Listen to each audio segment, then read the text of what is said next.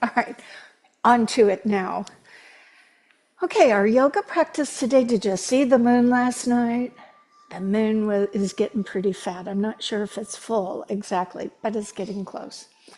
And so we're going to do a sun salutation. I mean, a moon salutation, because we all know the sun salutation. So this moon salutation is a bit of a challenge. It's got balance in it. It's got hamstring stretching in it. It's got a crescent pose in it. It has a star in it.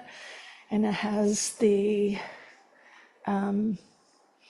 oh, there's another part in it too. So you may want blocks, but you don't have to have blocks. And you would only need, if you needed one. So I will give one to Sean. And we will do that because we need to be lubricated. So we need to be well warmed up. And it has a bit of a turn. So if you tend to get vertigo, just be a little aware that when you come out of it, it might be, but maybe you'll get all warmed up. So apparently it's sunny up north and it's sunny down south. And so from wherever you're practicing, I hope if there isn't sunshine outside, there's sunshine inside, right? All right, so we're going to come to Samastiti, just get ourselves centered and away from distractions that would be there and there. So you can sit with I call Sukhasana. You can sit on a pillow. You can grab a pillow. You can sit on your knees. You can sit in a chair because we're just going to take a few moments. You're going to see me rocking from side to side. So Mula Bandha, base of torso, kind of engage that. The act of Uddiyana is that drawing in of the navel. It's a good time to practice it now because then you notice when you're sitting on your tush, if you squeeze to tighten your belly, your bum. So the bum ought not squeeze, just the abdominal wall tighten. And then lifting the spine, so there's space, and a bit of slight curve. Relaxing through the neck and the shoulders and the crown of the head lift towards sky. If you feel your back's a little today, you can hold on to the legs or you can float the hands up into a yoga gesture, a mudra gesture of any finger to any thumb or collection thereof. Eyes open, lowered, or closed. We come to the moment to notice our breath. Generally done in and out through the nose. However, sometimes there's congestion.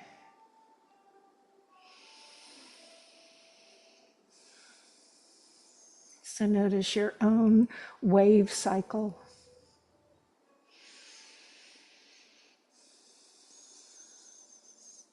As you sit with these breaths, things may begin, begin to settle down in the mind because the body may call for some attention. And the distractions become a little more present, and so those you kind of push away. And maybe in this quiet moment, you set some intentions, not to be perfect, but just to be present and aware, and to be bold and to be free to try and to fail. Because even though we don't want to fail, we do better by practicing and failing and doing better. It just seems like that's how we're made. So accepting that, failing is part of it, and to continue to be bold instead of afraid will help keep our life larger. Okay, that's enough. As you flutter your eyes open and bring the palms into your heart, cultivating the attitude of gratitude, we're going to do some arm circles. So if there's some neck or shoulder issues, you could do little baby circles. But the inhale, the arms go up.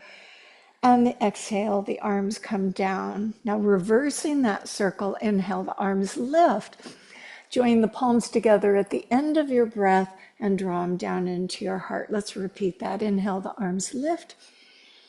Exhale, open and touch the earth. Inhale, lift the arms, join the palms, and bring them back to the heart. So you just can keep this pattern going a few times. Maybe your breath is a little faster or slower than mine. That's okay.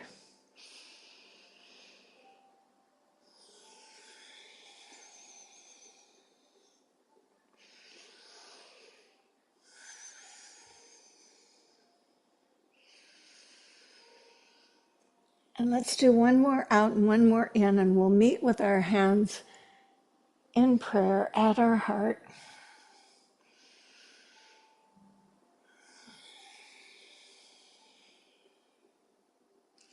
And so let's fold our knees up and put the feet side by side, and you can lean back on your hands, kind of like you're sitting at the beach, and let the knees drop from side to side. So remember, you can let the feet slide by one another, or you can let them hold together. That's a little bit more. If you're on a pillow, sometimes the pillow doesn't work so well with this. Geez. Can tell I've been walking outside in my bare feet. And Bandha Konasana, so cobbler's pose. This is where having that pillow can be useful. Lean back on your hands as you begin to get into this. And you may say, wow, my legs have never been so far out like that, because you're leaning back. So as you put your spine into that pelvis, so you use your hands to walk yourself up, and then maybe rock so you can feel the sit bones on the mat. And then notice, maybe the legs came up and maybe you just are made this way. So again, with notation, how your back is feeling, you can move one hand around at a time or both hands. But what I want you to take in is just how amazing your body is. It has learned from the infancy of itself how to move. Because, you know, babies are all just like, I don't know how this body part works. So just think about this, put the hands behind, and then notice before you lift the hands how your body prepares. It says, oh my gosh, those hands are moving. So if you just think about moving your hands, you may become aware that your core is tightening up because it doesn't want you to roll backwards. It says smart that way. But if you feel your back is like tight, it's going to be one hand that comes around, and then the second hand that comes around. If that's not a concern and you can float the hands behind it and then bring them in front, that's okay. Just that little bit of awareness. Grab the ankles, your shins, and lift the spine up. Bring the heart forward and just peer down and look at your feet. If you're inclined to be able to go outward and over and down. Remember last week we worked on Uttanasana, that it's out and over and down rather than moving backward to go down. Good opportunity to expand through your back and roll yourself up. So we're going to move through this, what I call undulation. Isn't that a fabulous word? Undulation. It just rolls off your tongue. So it goes through the hinge, it bows over and it rolls back, and then you come up nice and tall. Then we'll reverse it and go the other way. Let's play. Sit up nice and tall. As you inhale, hinge forward. As you exhale, round over. As you inhale, roll back. Stay here. Exhale, and on your inhale, straighten the spine and come up nice and tall. Let's go again. Inhale, forward. Exhale, round. Inhale, roll back. Stay here. Exhale. Now inhale, straighten yourself all the way up. A few more times. Inhale, hinge. Exhale, fold. Inhale, backwards. Stay there. Exhale.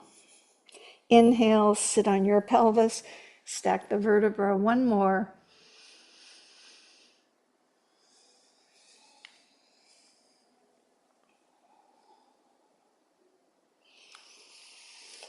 All right, so we're going to invert it, and I'm going to say the part you need to pay attention to the most is after you round back and forward, from your pelvis, lengthen the spine back to that hinge that you did on the preceding one.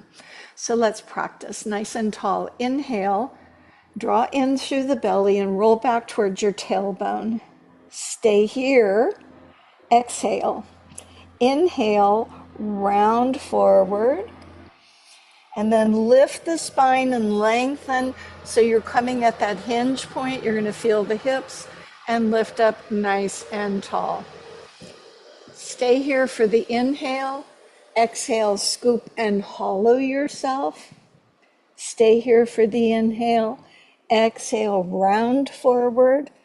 Now push through the base of the spine and lift the chest up so you're hinging forward at some angle, and come back center. Let's try it again. Stay for an inhale. Exhale into rounded back. Stay for an inhale. Exhale, round forward. Inhale, lengthen your spine, and exhale, sit up nice and tall. A few more times. This one's a little more. Stay for the inhale. Exhale, tighten through the abdominal wall and stretch your back. Stay for an inhale. Exhale, round forward. Now on the inhale, lengthen the spine out and come up tall. Okay, on your own a few more times, whatever pace.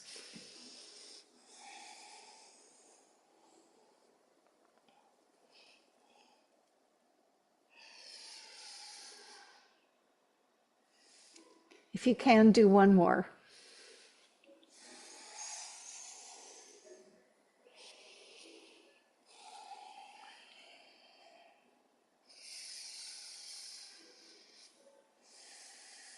Okay, nicely done. Doesn't matter your orientation to the mat. I want you to collect up those legs. Oh, how are your hips feeling? My hips are going, are you sure you want to do this morning? All right, again, give support to your back. Sitting on a pillow could be helpful. If you're very tight in hamstrings, it just gives them a little more grace and ease. Fingers are behind or hands are behind. Try and again, get up on those sit bones, even if you're on a pillow or something. And maybe we start with the knees bent. Now, as I look at my feet, they're not together. For a woman's body, but not every woman's body, we have something called a Q angle. So if you put your feet together, go ahead and slide them together. And then if you look at your feet relative to your hips, you'll kind of see this angle. It's called the Q angle. A woman's hips are generally broader than a male's hips. And so it narrows the stance and makes the leg bone kind of veer out. So I'm going to ask you to come into more of a alignment with your feet under your hip bones. Does that kind of make sense? You could do it however you want. I'm just letting you know. All right, I'm going to bend one knee and straighten one leg. And so the straightening of the leg is the one I want you to focus on. You can look or you can touch and feel that your quads are tightening and your kneecap is flattening down. So we're going to kind of sneak up on this opening of the hamstrings as we prepare our body for our practice. So let's keep your right leg extended and draw your left foot in. Here are your choices. Left foot can be at the ankle, left foot can be at the calf, the knee, or high in the inner thigh. Doesn't matter. Again, a pillow could be very helpful. So get yourself up nice and tall. As we say, lead with the heart, not with the head, and keep that extended leg pointing up as it tends to fall out, and lean forward, using the hands such that they support that hinge motion that I'm so fond of. And you adjust that leg for your knee on the left leg. If the hands aren't holding you, you might be the person that could bring your hands adjacent to the front leg, letting the heart lay toward the thigh in a traditional Uttanasana. I'm going to discourage the reaching for the foot. What this often does is cause people to go back and then round the back rather than get into the hamstring. So that extended leg ought to be straight, and you just go where you can go with the weight of your torso and breathe.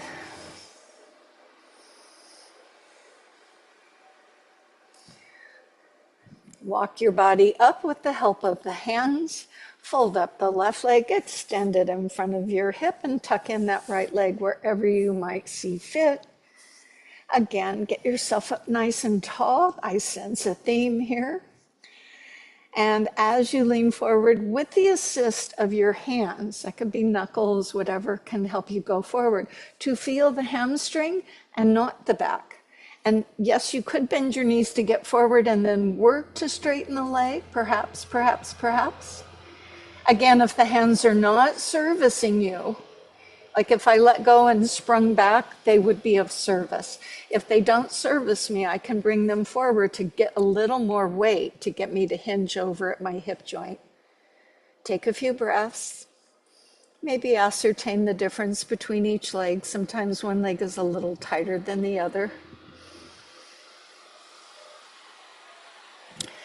Remember to tighten through your bandhas as you bring yourself up all together. Let's fold the knees in and transition over onto hands and knees. So as I come over on my hands and knees, and this is where if you had a towel or a pillow for extra padding, you could lay it there. If you're on carpet, then you're good. I've got 2 mats. Sean has 2 mats, so she's good. Now, the thing with the hands, so it's palms with fingers spread if you can. If today that doesn't feel good, knuckles with thumbs forward. I was subbing a class last Friday at a park, and I was noticing people that use their knuckles turn their hands in, but that changes the alignment of shoulders. So let's keep the alignment of the shoulders as we place the palms or knuckles, load into the upper body. Oh, by the way, we're going to be doing some sidearm balance today. Yay. And I've got my toes flattened down rather than toes turned under. Feel the crown of the head lengthen and kind of a distribution of equal weight on all limbs. And then check in with Mula Bandha, the action of Uddiyana. And we're going to feel like this mat is really hot coals. So likely we would not be staying long on them. I want you to remove one limb, kind of think hot potato, so that one hand comes up, then the other hand comes up, then one knee comes up, then the other foot comes up, and just keep moving, maybe an opposite hand, opposite leg. You could do crazy, same arm, same leg, and rock. I just want you to feel like you can't stay very long with any of your limbs, and any pattern that you make is the right pattern, whether that's a leg or a foot. Just if you feel your limb is staying down for too long, what we're doing is waking up our core and surprising it because it doesn't really know where we're going to remove the limb. Maybe you don't know. Keep breathing.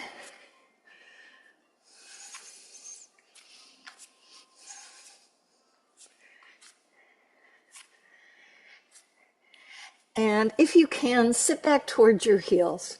Only as far as your knees say, I'm okay with this. If you need to turn the heels under, because that'll give you a little protection, or if you want to stick that towel under your knees.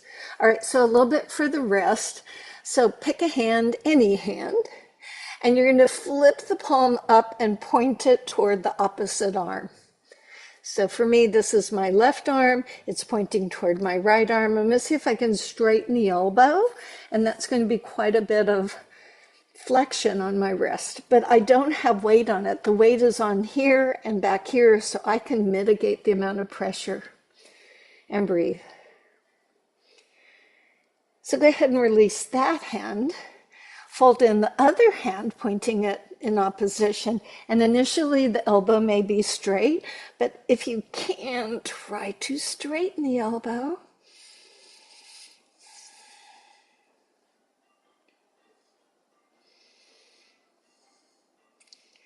And release and lower onto your forearms. So you're going to go into a plank. If you've got a towel under your knees, that's fine. It can stay there. Go ahead and extend one toe back. Remember, those feet will not be together. And this is like when we were sitting and I said, oh, notice what your core is doing. And now put the other foot back. And your core had to fire up. I'm looking at the floor right now, but now I'm going to change my focus forward of my fingers. And what that ought to have done is brought my hips from a higher plane to a more parallel position to earth. If you're finding that the forearms and the toes are a bit much this morning, feel free to soften the knees down, but keep the hips not high or low. So modified plank or full plank in forearms. Anchor the shoulders. A suggestion of squeezing the legs together might be helpful for you. Take a breath or two. Remember, there's no judgment of how well or poor or what version you do. So let's all put the knees down, relax the toes. You're going to come down from the knees at the end of the thighs until the pelvis almost touches, but doesn't. So the pelvis almost touches and doesn't quite. Now slowly move your eyes forward of your hands. And if you say, "Ooh, this is tough on my back," I'm going to ask you to scoot those hands forward a bit so your elbows are not under your shoulders. Otherwise, taking your focus forward, we have come to what position? The Sphinx pose. So the belly button is not relaxed. I am engaged in a modified extension position, strengthening my shoulders, which we're going to use later, and creating a bit of extension. So slide either hand back under your shoulder. See if you can hold yourself there. Baby cobra or cobra. If you need to baby, you're a little lower. Now everybody push up on hands and knees and into child's pose. Yay! We all love child's pose. It gives us a chance to just collect, to affirm ourselves and our effort. It's always good to effort. Okay, let's go back through that series. Come to your forearm plank. We're going to go into that Sphinx position. We're going to then move our arms back to cobra or baby cobra, and then we're going to push up onto hands and knees. Then you get to do child's pose. So you are either here or here, gazing outward, kind of noticing where the challenges are or how well things are going. From here, if you haven't already, soften the knees, slowly come down your thighs until you come to the top of the hip, but not relaxing the pelvis, because that means you're dumping into your back. So it just softly comes down. Travel your eyes forward of your hands. Again, if those backs are too much, scoot your elbows forward. And look as far outward, holding your belly up. Try not to squeeze the tush.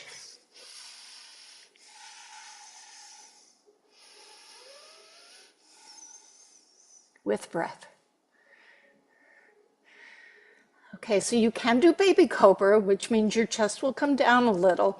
Now, this is one of those things your body says you're going to do what, and it will help you if you don't move too quickly. Slide a hand back, slide the other hand back, and maybe you stay here. Maybe you need to come down to accommodate.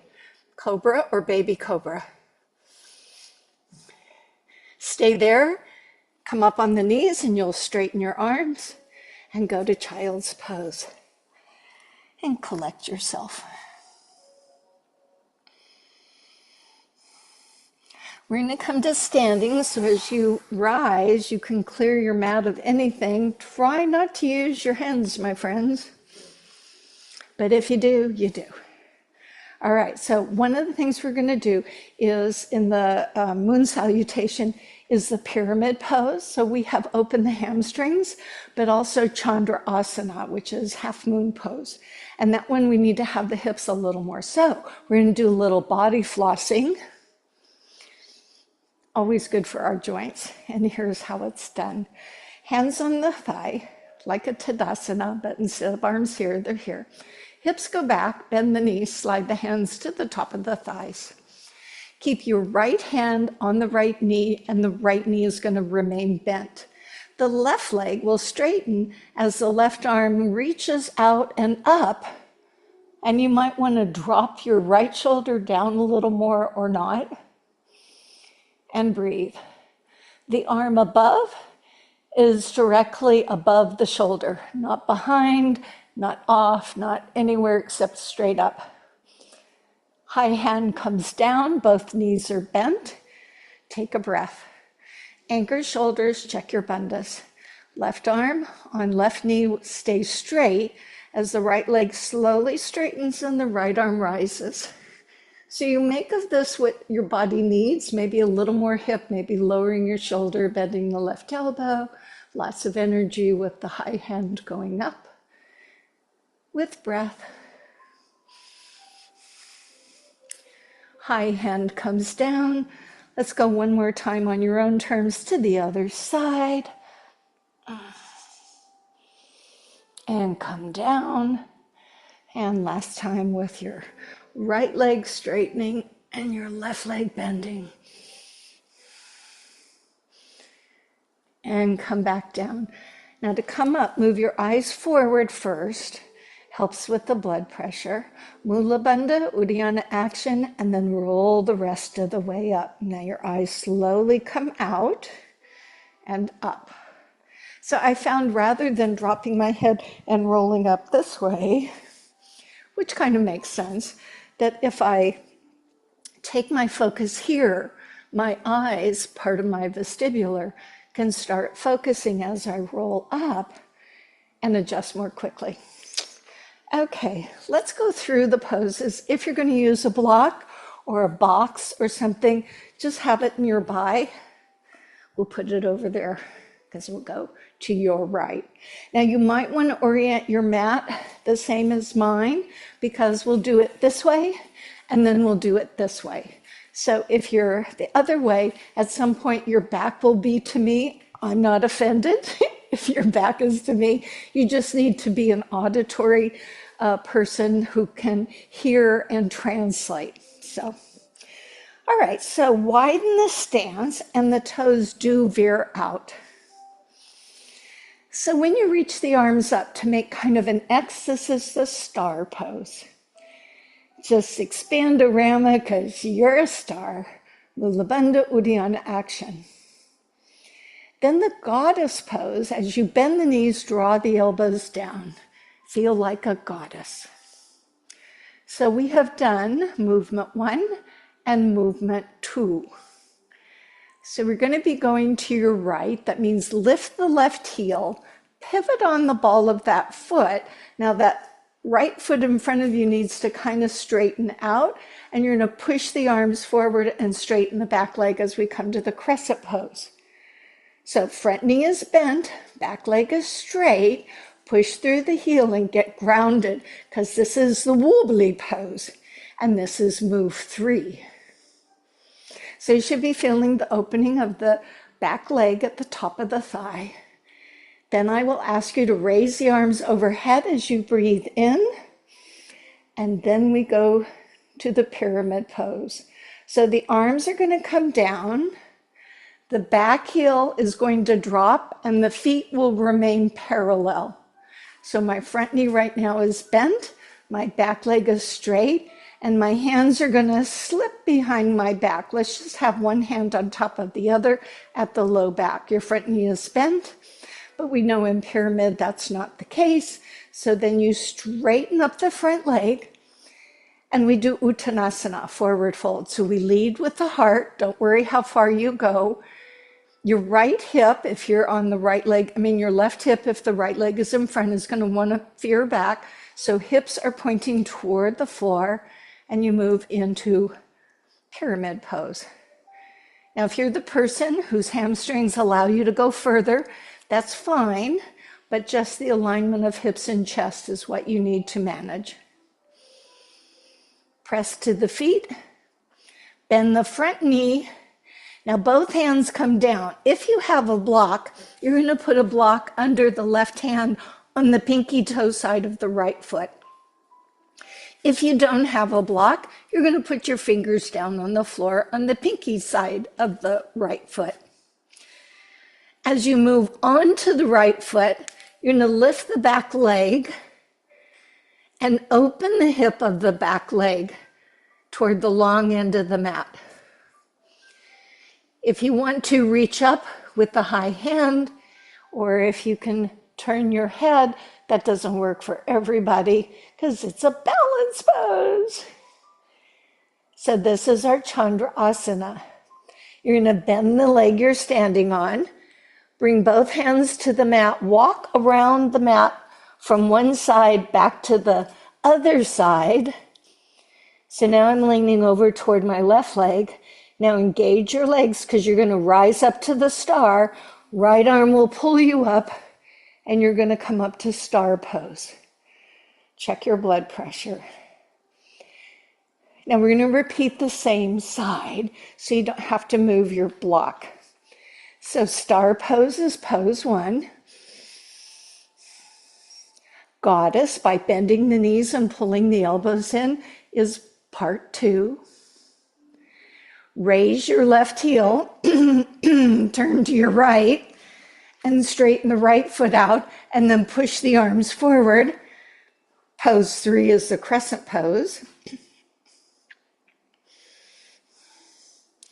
Raise the arms overhead as you breathe in, and as you breathe out, we move to pyramid. So the arms come down, you lean a little forward, the back heel drops down, and the feet are parallel as you fold the hands behind your back, chest up, begin to move forward.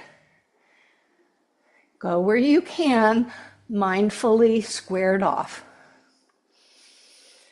Now you don't come back up, you bend the front knee and either put both hands down, leaving the right hand on the pinky toe side, or if you're using a block, put it on the block. Shift out of the back leg. Consider letting go and opening up. You don't have to let go, you get to try it your own way, and you breathe. We all come back down to that lunge, so both feet are down, my hands are on the mat. I'm going to walk along the long end of the mat, walking across with my knees bent. Once I get over to the other foot, probably your left, check your bandhas. Release your right arm and swing yourself up to the star pose.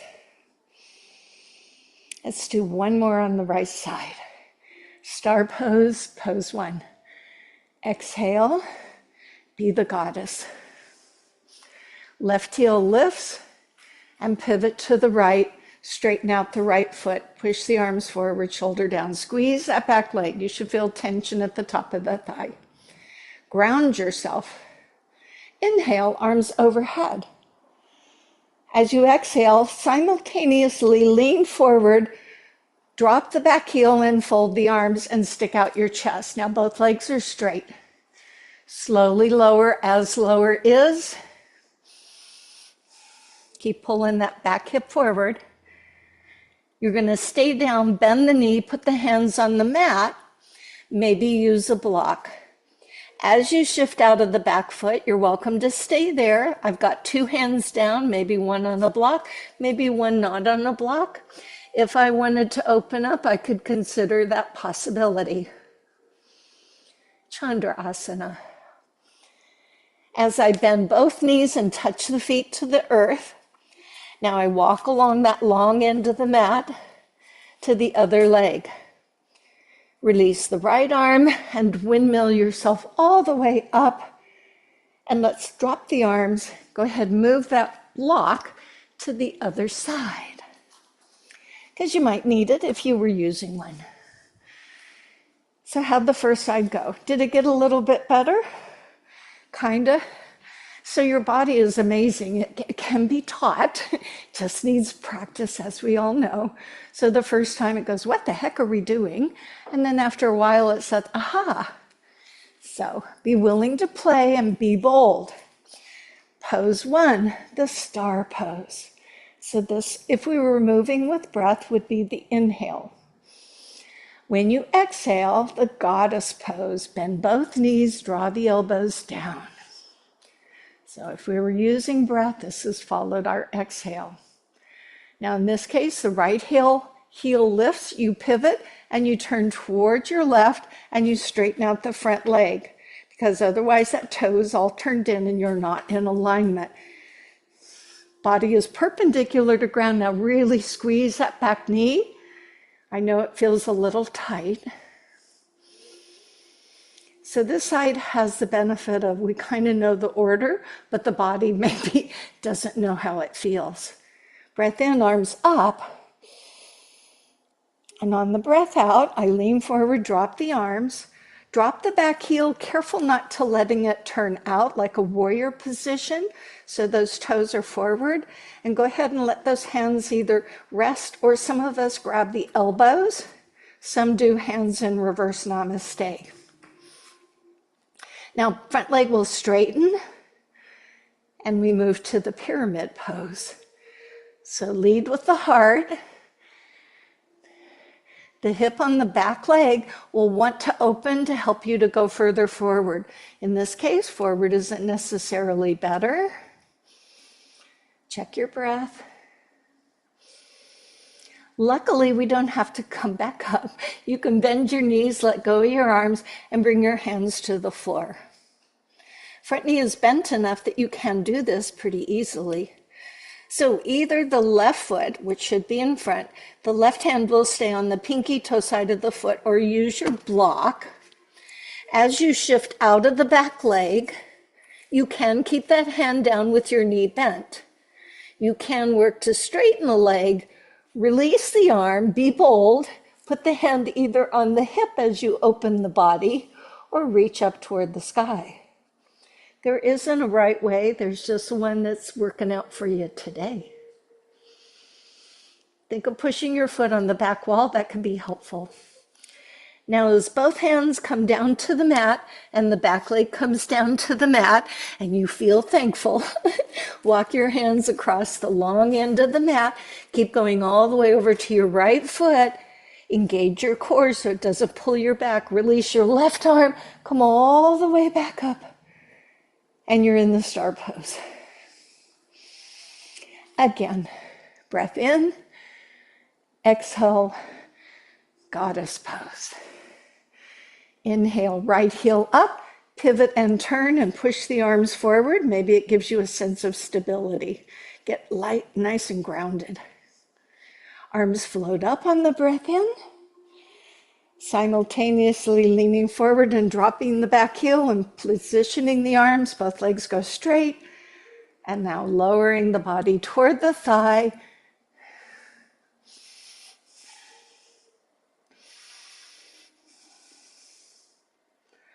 Bending the front leg, the hands come down. You can put one hand on a block at this point. Shift out of your back leg, lift the back leg. Consider opening the body. If not, you stay grounded. A breath is good. Standing knee bends, both hands come down, back foot comes down as well. Walk across your mat, and then you make a big, like a sunflower coming all the way back up, and pause here. Okay, star pose, last time. Exhale, goddess pose. Inhale, crescent pose. Arms up. Arms down and behind you. Drop back heels, straighten both legs. Begin your forward fold mindfully, squaring off. Bend the front knee, place the hands. With use of block or not, raise the back leg, open, consider raising the arm. The last thing you want to do is turn your head. That puts a lot of chaos. Be brave. Both arms come down, standing knee bends, back foot also comes down. Walk around for our last sweep, and up we come. This time, both hands come behind your back. Lace the fingers or grab the hands as you wish. Straighten the elbows, breath in. Exhale, forward fold, and push those heels out so they become parallel. The edge of your foot parallel with the edge of your end of the mat.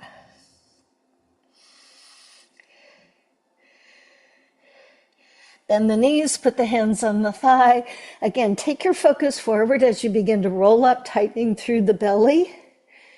Let your eyes slowly transition out the front. Thumbs at the small of the back, lift up your chest. Heel and toe your feet together, all the way together. Now, for those who need a little extra support, come to a harder surface. Ooh, my feet are hot, or this floor is cold. If you don't mind a little extra challenge, because in fitness, they actually have this little squishy thing and you're supposed to stand on it and work on your balance. So this can be extra balance challenge, but you're welcome to do this. Feet are together. And remember how I was talking about in Chandrasana that if you just keep looking down as you're finding yourself, it's the eyes that makes things crazy. So you're going to find that as you do this pose, raising your heels and standing here, that's pretty good. It's when we start turning and looking that it becomes a bit challenging. Your hands here are to remind you about your bandhas and your breath. So squeeze the ankles together, squeeze your bum, squeeze your butt, just squeeze everything that you find. As you raise the heels a little or a lot, so you could do like a 1-inch pump, or you could do stilettos. Find where your stability is. Focusing or staring is helpful, but then we're going to mess with that. Bandhas and breath. Now I'm going to go to the right, but you keep track of where you want to go. Keep those ankles together and slowly turn and look to the right.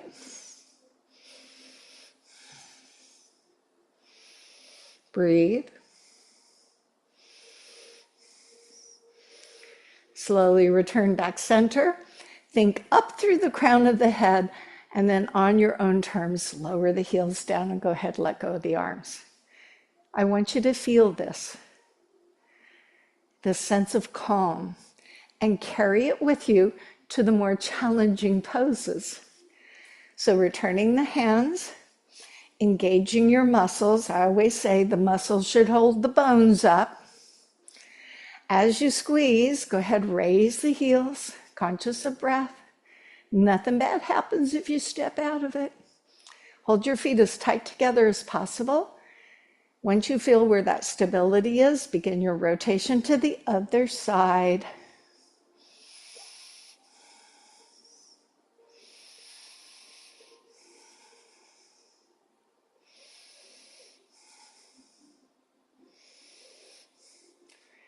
As you think up through crown of head, return center, and then slowly lower yourself down and relax the arms. And isn't it just like a friend putting their arm around you and you go, oh, it's okay. Yeah, me too. All right, some ankle circles. Kind of get rid of that tension. So when we're standing, then we go down and work on some deeper openings. So if you need a wall, a counter, a chair, or something, we're going to do the standing pigeon pose because it's just less pressure on your knee. Now, you can do a pigeon pose if you'd like to go to the mat, but if you needed to do a wall, you want to use the leg away from the wall, cross the ankle over the standing leg, push the hips back, and as we've been hinging, hinge forward. If you feel like, I don't need this wall, you can hold on to your thigh, put the hands at the heart, lower yourself. You could be the person that touches the mat in front, but I will tell you if you touch the floor, coming back up is a whole nother thing. So it doesn't matter to me which leg, but you're going to present the ankle of one foot above your thigh, holding on if need be, and then hips go back, chest goes forward, standing knee bends. And your hands don't know they're not holding on to a wall if you hold on to your leg.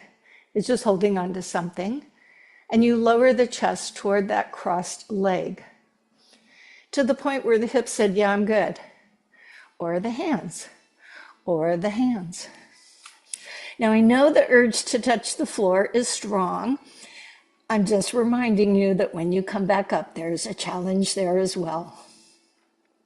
At this point, at whatever variation you're in, you should be feeling the hip of the cross leg.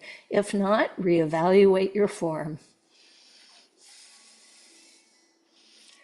Slowly make your way up.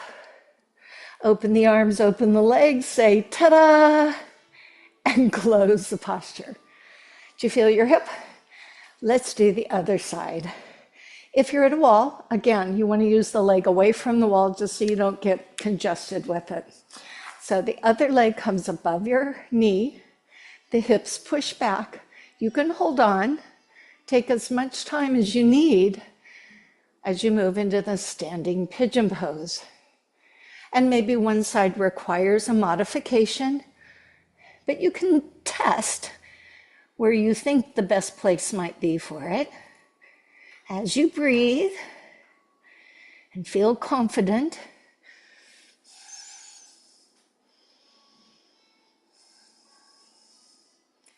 so up we come from wherever we were. Open up and say, ta-da, and close the posture. All right, step back to your mat. We'll do a little hula. Excuse me for breathing into your ear. Okay, we're going to come down onto our backs. I'd like for you to access the floor without the use of the hands. Yes, that could be sitting and crossing this way. That could be coming to one knee and kind of rolling over. There isn't one way to do it. And sometimes rolling is involved. Just don't hurt yourself. So bring yourself to the mat. Try not to use your hands. If you know you need a pillow for head alignment, if you don't need a pillow, that's fine. Oh, and this is where I remind you, ponytail placement is so important. All right. So you either have the chin knotted with the help of a pillow or not. Your gaze then changes from straight up or behind you to more outward, which is better for your neck. Arms are by your side, knees are bent. I like this. It's good to be laying down now. And you monitor your breath. So when I first started doing this, I always used the chicken, the baby chickens in the eggs, not just a raw egg. So I want you to imagine there are chicken eggs with little baby chickens in them under your feet. Again, notice when I said that, maybe your abdominal wall tightened up and went, oh, my feet should not be that heavy. So as you lighten the load in your feet, you become aware that your core is what helped you accomplish that. In addition, I want you to notice the position of your low back. We know it should have a natural curve. And so if I press my low back in, that is unnatural, but I still want the abdominal wall cinched up and nice and tight. See if you can accomplish the light touch of the feet on the mat as if they're in the chicken eggs, and not pressing your back down, changing the configuration of your natural spine alignment, and you should feel that you are efforting. Keep with your breath. So light feet, float the arms above your chest, not over your head, just straight up. Anchor the shoulders, but have the arms actively reaching above your chest. Now the arms begin to move back without changing the back. The thumbs lead the way, strong, straight elbows. You're not aiming for the floor. I don't want you to touch the floor. I want you to maintain the abdominal wall, the light touch of the feet. Usually arms don't go any further than your ears. If they have, reevaluate your form.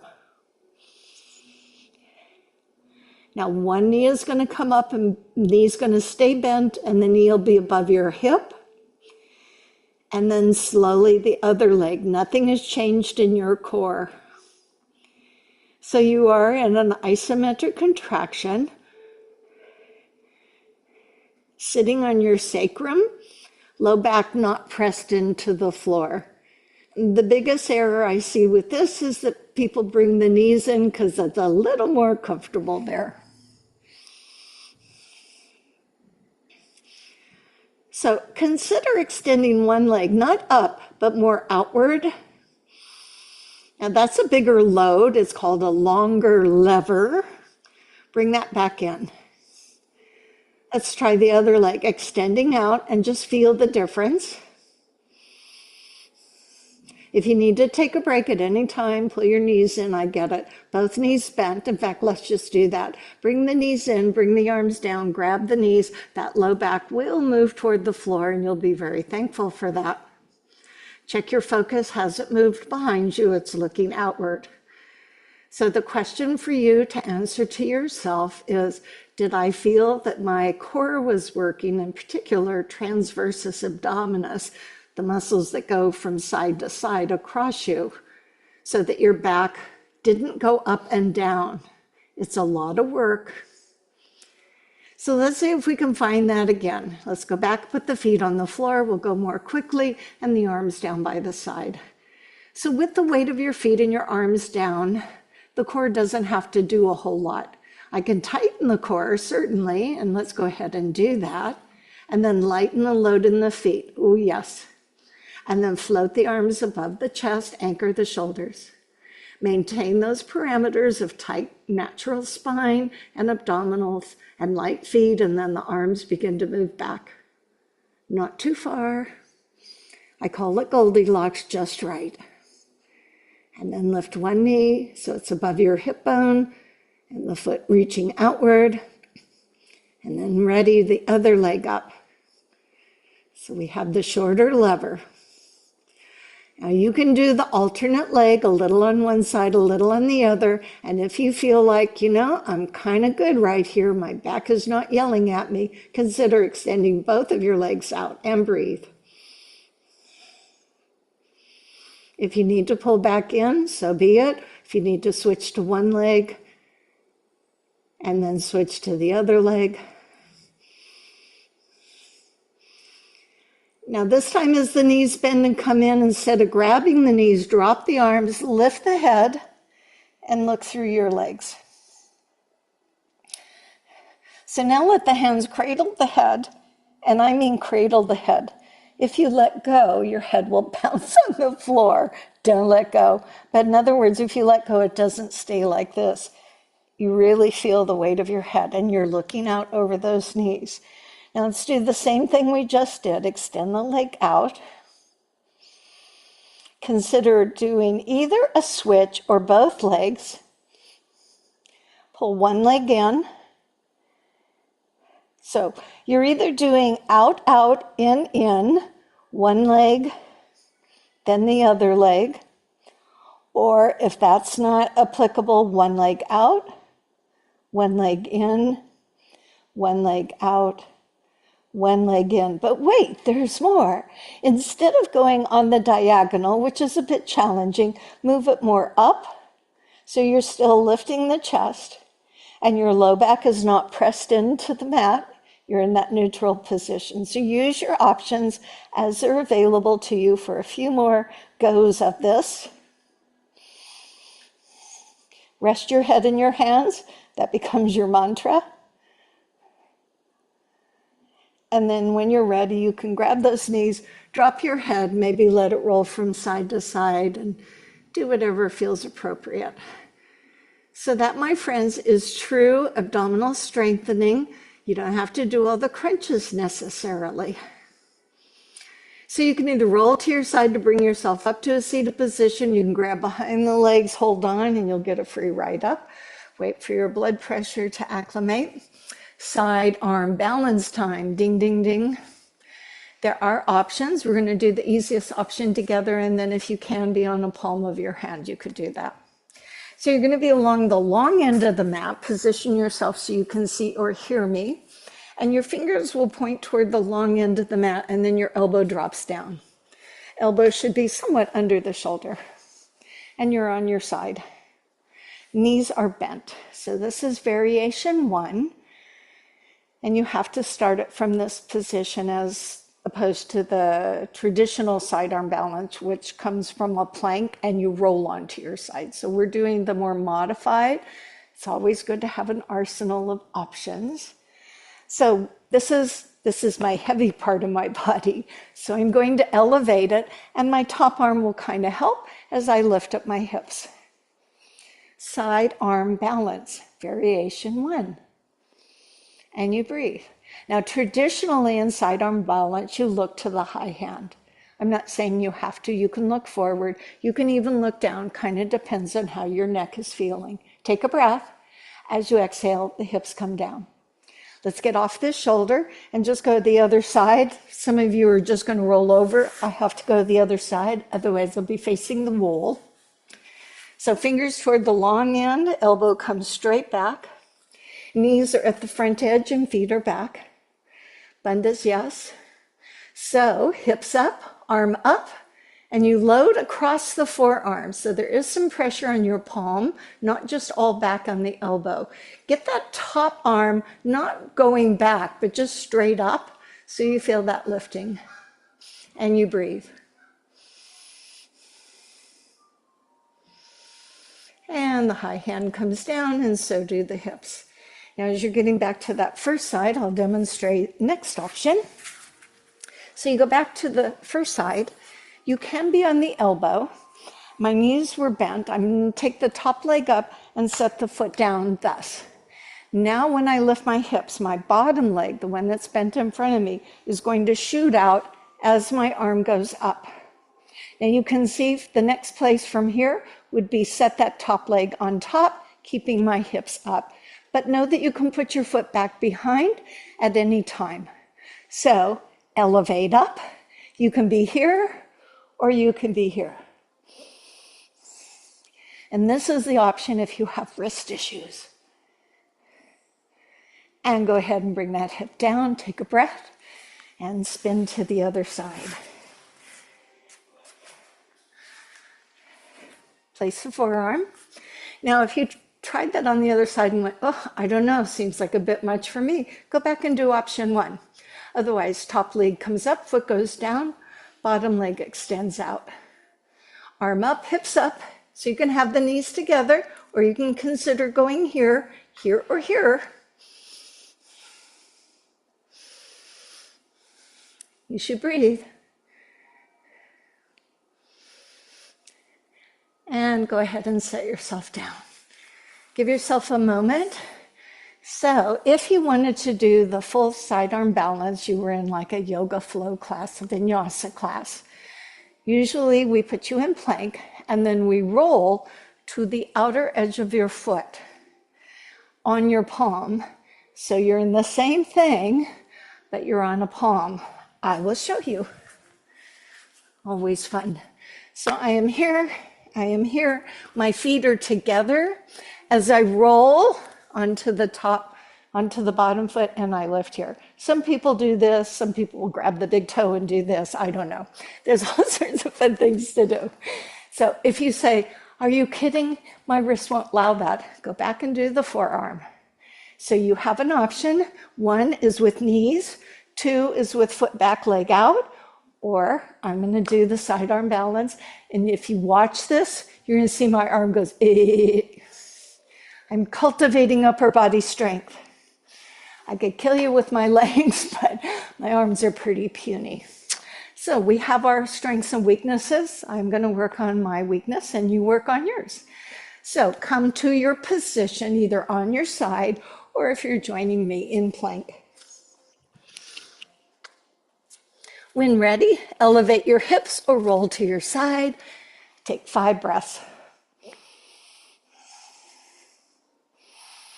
Top foot is not on the floor. Feet are together.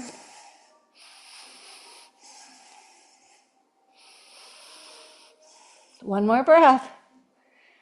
Whatever position you're in, come out mindfully and give yourself a transition to the other side or a child's pose.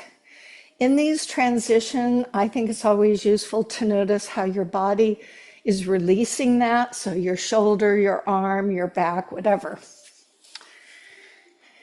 So a reminder, I see it a lot. I've become very familiar with how our body can look for the easy things. If you're doing the traditional sidearm balance, I get that having the top foot down, this is like a fitness thing, but in yoga, the inner edges of the feet are together. So see if you can kind of get out of the habit of using your big toe to hold you up, because I know about that. All right, other side. Mindfully on your side or in your plank, and then elevate your hips or roll and lift. 4 more breaths.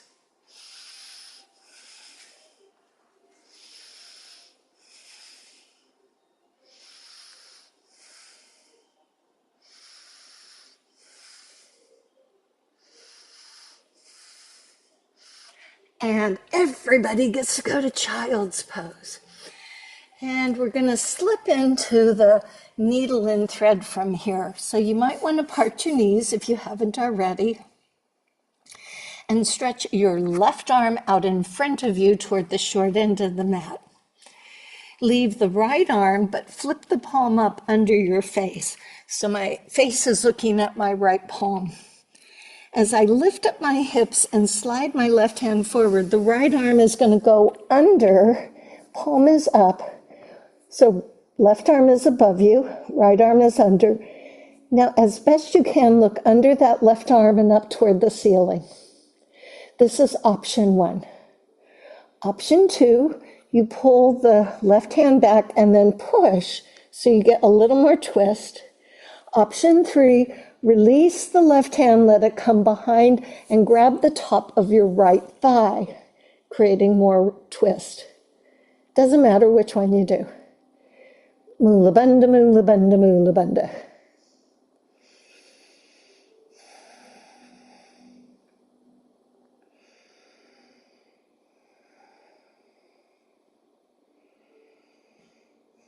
If you've released the arm, let's move that left arm back over our head toward the short end of the mat.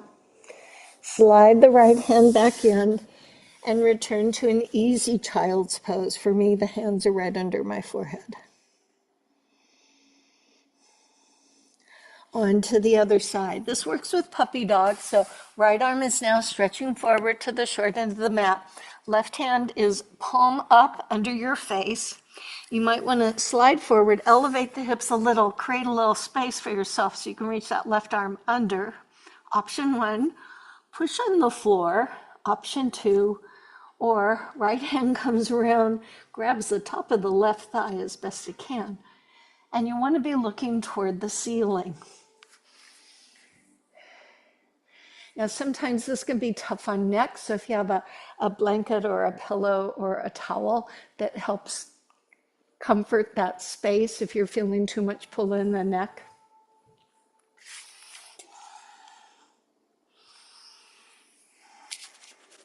Mula bandha, mula bandha, mula bandha.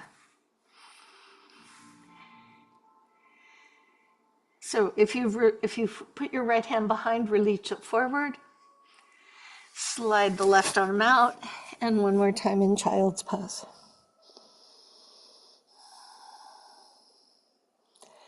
So we're going to come on to the back and do a little bit for the inner thigh. We did the standing pigeon pose for the outer thigh. I am such a fan of straddle position. So you can lay on your back, or you can do the seated one. Most people find the seated one to be hard because this happens and then this happens, and then that's not really what we want. So if you can put your back onto the mat, and I have to do it this way, if I can put my back here, maybe slipping a pillow under my hips can help me get my legs here so that they're not pushing into my quads, trying to hold them up. So if you need an elevation of the hips, because we want our legs wide in a straddle and the knees are straight, the easiest way to do this is put your hands at your inner thigh and let the hands just hold them. If you want a little more challenge, take the hands to the calves, the legs move a little bit upward, or grab toward your ankles. And there are those like me who will take the 2 finger between the big toe and the second toe, lock it in with my thumb, and then I have a little handle to hold on. So as I push my heels apart and open my legs to the side, there's one more element. Can you put a little space under your low back? It's going to give you more opening for those adductors. And breathe. Lots of action, so less passive and more active. Unless you were using your feet on a wall where you could surrender and then just let gravity do it. So in this case, pushing those heels out and really squeezing the connective tissue can be very helpful.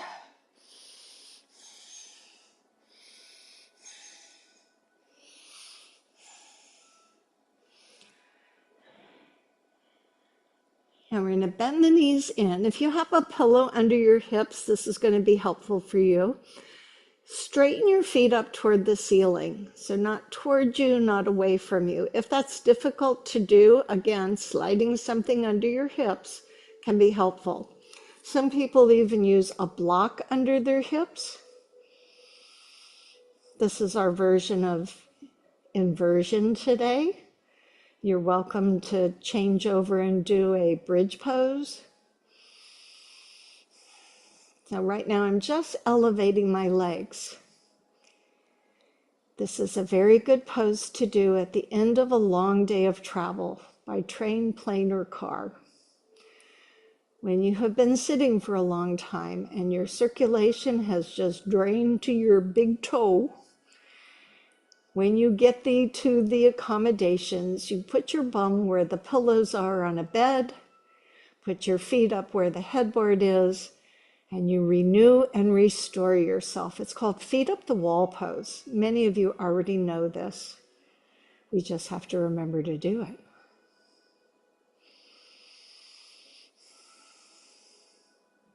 Now, if by chance you happen to be at a wall and you want to stay here with your feet up on the wall, you're welcome to. Otherwise, I'd like for you to position yourself for Shavasana. So that could be on your side, all tucked up. That could be on your back in the traditional corpse pose. You could even lay on your belly if you wanted to. And I'm going to slip this under her knees.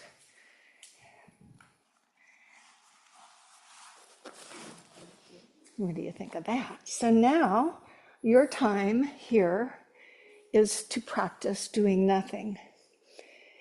Sometimes we have more time for this and sometimes less time. So I think it's important to know that after you've had a vigorous practice of yoga, being mindful to your poses, that when it comes time to rest, that is a very valuable part of our practice. So get yourself settled. If your space is chilly, put a blanket on or put your robe back on. Get your slippers or your socks on and surrender on Mother Earth in any way that you want. And then I'll walk you through.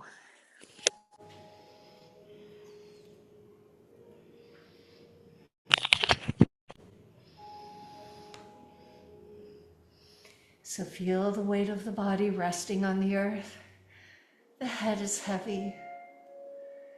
The shoulders are heavy. The arms, with their length and their service to you, now rest easily on the earth. Come to feel the beating of your heart, the torso breathing, the weight of gravity pressing down on the chest, extracting the tension and the energy and letting it drip into the earth, no longer of use. Still breathing mindfully. Visualize your hips like a whirlpool, the jets in a hot tub, circulating around your hips, collecting that tension and energy, the hips, the outside, the inside, the front side, and the back side. Collecting that tension and energy and moving it down the legs, both the front and the back, until it comes to the knee. And then like another little whirlpool thing in a babbling brook, it circulates around and around, picking up tension, sometimes pain and issues. But take that and send it down your calves towards your ankles and your feet, and let it go through your toes. So you have emptied your body of tension, and now you rest in quiet, knowing that the mind may percolate, and so you either go back through your body to rest it, or you hang with your breath, or you move into nature, and you wait in this position until the singing bell welcomes you back. Allow this time to be yours.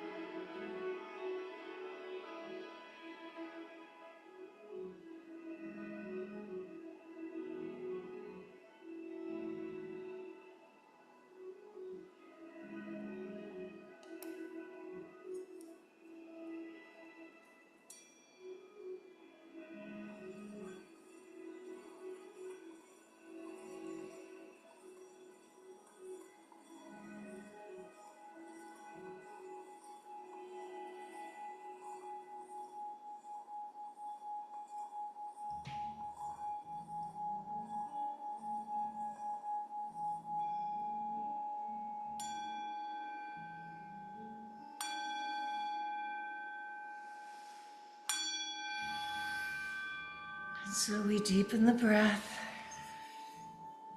wiggling our fingers and toes, awakening the body. With no rush or hurry, you can stay on your back or maybe roll to your side so I can share our thoughts for today. So a Heme Albright is quoted as saying, "A positive attitude may not solve all your problems, but it will annoy enough people to make it worth the effort." So people with negative attitudes are easily annoyed by people with positive attitudes. And this may be because they see positivity as an implicit indictment, as if they were being charged with weakness, cowardice, or self-indulgence for giving in to their negativity. On the other hand, people with positive attitudes rarely seem annoyed by people with negative attitudes, and this may be because negative people are such easy targets. There's not much sport in taking them on. So seriously, the thought for today, even with some of the crabbiest people I know, and maybe especially with the crabbiest people I know, I'm going to stay positive today. It will be interesting to see how they react. Okay, well, that's like something I would say, right? So bring yourself up to a seated position. I was playing my singing bowl. If you haven't seen it, this is what it is. And then I reminded I couldn't hold it to play it on my class I subbed on Friday because the bowl was so hot from the sun. I could not hold it in my hand and play it. But today I could. So apparently metal absorbs heat. Go ahead and stretch your arms out and lift them up. Fill yourself with the goodness of today. Draw it deep down inside so when you need it, you know where it is. The light in me honors the light in you. Namaste.